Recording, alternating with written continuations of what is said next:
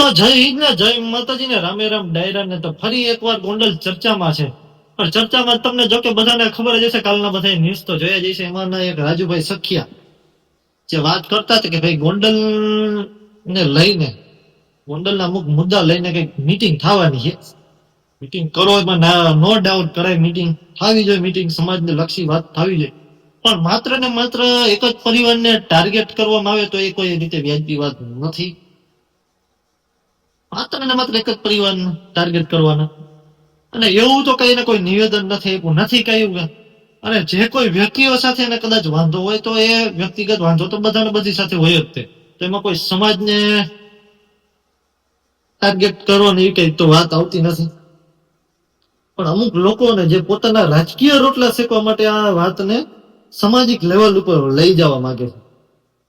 અને જે રીતે ગોંડલમાં પાટીદાર સમાજ અને ક્ષત્રિય સમાજ જે રીતે એક થઈને રહે છે, અમુક લોકોને ખબર છે કે આ રીતે તો ભેગું થાય એમ નથી.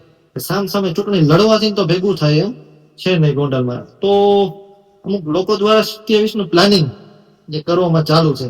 27 નું પ્લાનિંગ એટલે કઈ રીતનું ખબર છે કે ભાજપમાંથી કઈ રીતે જાડેજા પરિવારની ટિકિટ કાપવામાં આવે એનું પ્લાનિંગ અત્યારથી ચાલુ હોય. 27 નું પ્લાનિંગ અત્યારથી ચાલુ છે. એટલે આવું છે બધું. પણ ગણેશભાઈની માથે માસાપુરામાં મઢવાડીનો હાથ છે ને, 18 વર્ષનો સાથ છે. તાર મહેનત ચાલુ રાખો વગર કારણ. યાર એમ તમે બધા જાણો છો, જે બે સમાજ વચ્ચે સુખદ સમાધાન થાય છે તો પણ અમુક રતન દુખિયાથી જોવાતો નથી. આનાથી પણ બીજું તો તમે બધા જાણો છો હું સામે હું નહીં. અને અમુક એવું કે છે કે પહેલ ગણેશભાઈ થી કરવામાં આવી, તો તમે પણ અગાઉ મીડિયાના વિડીયો જોઈ શકો. મીડિયા સતત 2 મહિનાથી એક જ ધારા બે વ્યક્તિને ટાર્ગેટ કરવામાં આવતા હતા, એની ફેમિલીને ટાર્ગેટ કરવામાં આવતા હતા. પછી ગણેશભાઈ જે નિવેદન આપ્યું પછી એમ કે છે કે આમ હતું તેમ હતું. તમે જે રીતે જે તમારા વાણી વિલાસમાં જે ભાષાનો ઉપયોગ કર્યો, અમુક એક મીટિંગ વાત થઈ હતી સુરતમાં, ત્યાં પણ જે રીતે નિવેદન ને ભાષણ આપવામાં આવ્યા હતા, પછી તમને જયારે ભાષણમાં જવાબ આપવામાં આવે તો તમને મરચા લાગે છે.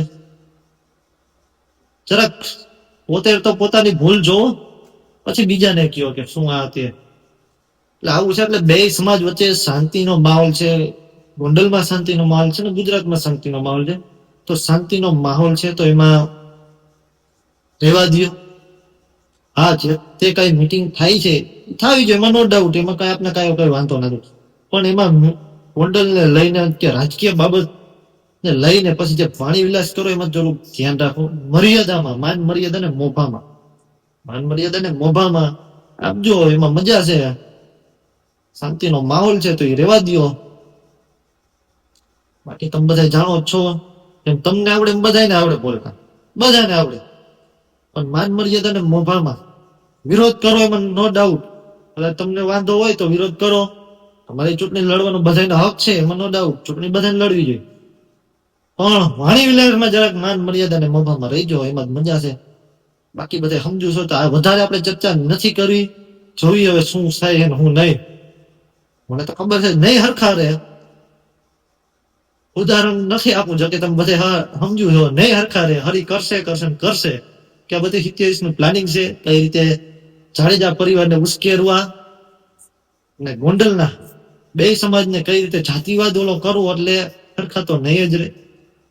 પણ આપણે વેઇટ એન્ડ વોચ કરી કે હું થાય હું નહીં.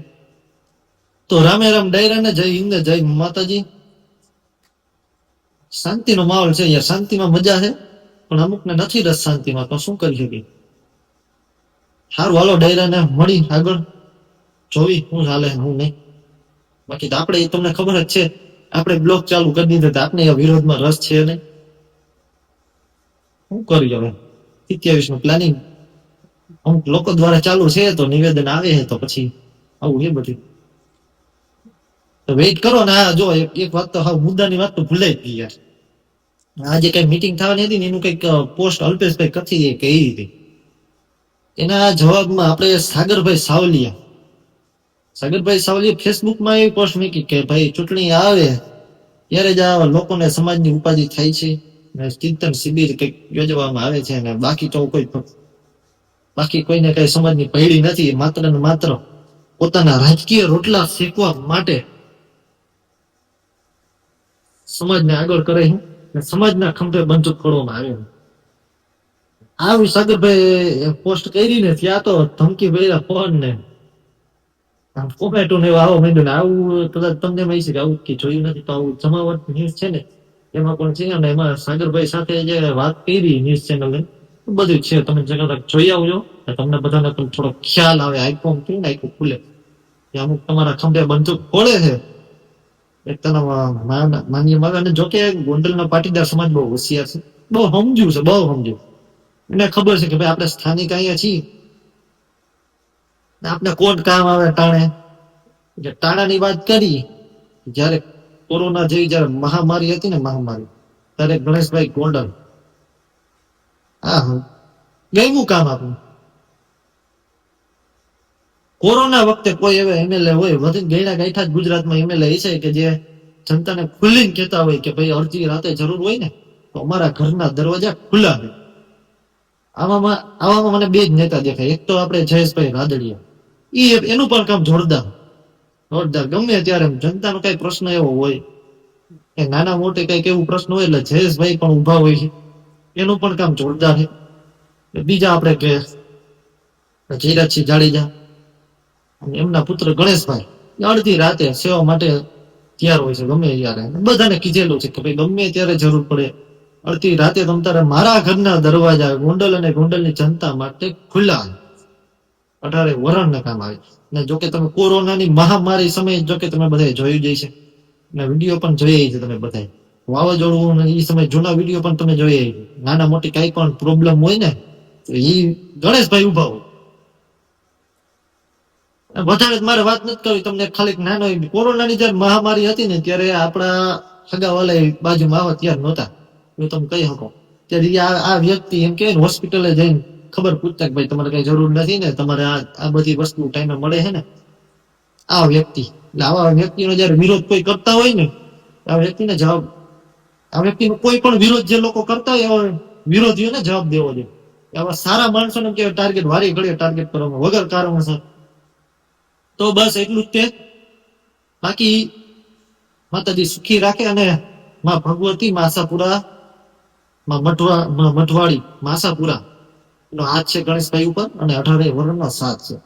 બાકી તમારે જેટલા વિરોધીઓ છે એને માતાજી સુખી રાખે તો જય હિન્દ જય માતાજી ને રામે રામ ડાયરા ને મળી પાછા આગલા વિડીયોમાં.